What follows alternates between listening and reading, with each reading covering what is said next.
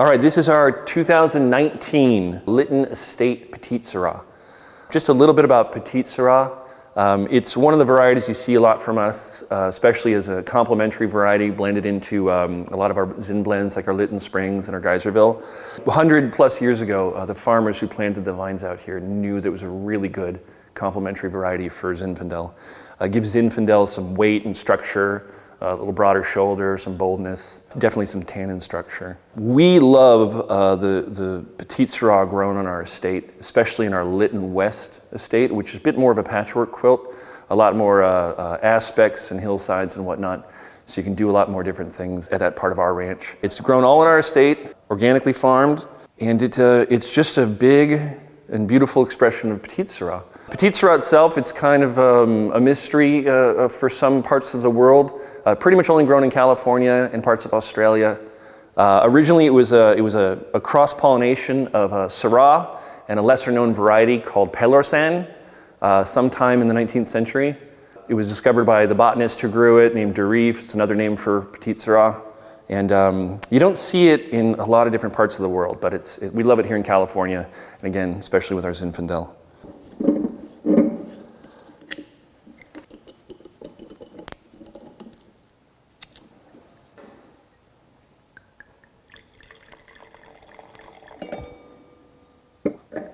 The first thing to obviously note about Petite is its color.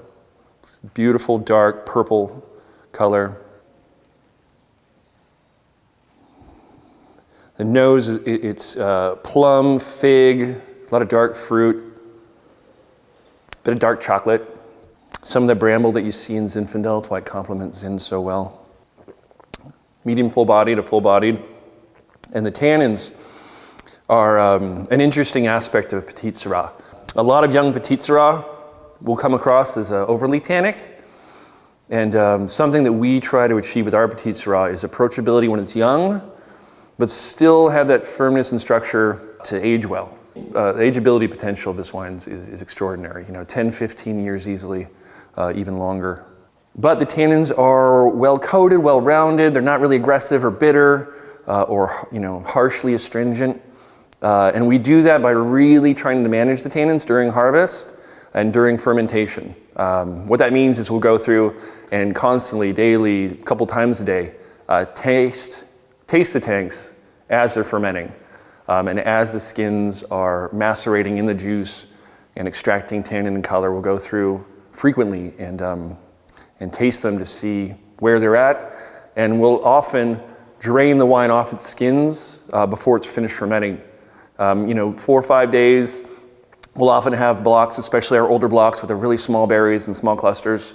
We'll often get all the color and extraction of tannin that we want in a short period of time, and we'll draw it off the skins early so we're not getting those harsh, bitter, aggressive tannins. Again, really nice body to it, great weight, good structure. At this site, we still retain really nice natural acidity in this wine. It's relatively low alcohol at just 14.3, which means that it's not super hot and still has a lot of that nice natural acidity that helps it age well. Again, aging potential for this is fantastic. Buy a vintage from your kid's birth year and you can serve it to them on their 21st birthday easily. I say 10, 15 years plus, be drinking beautifully still. Cheers.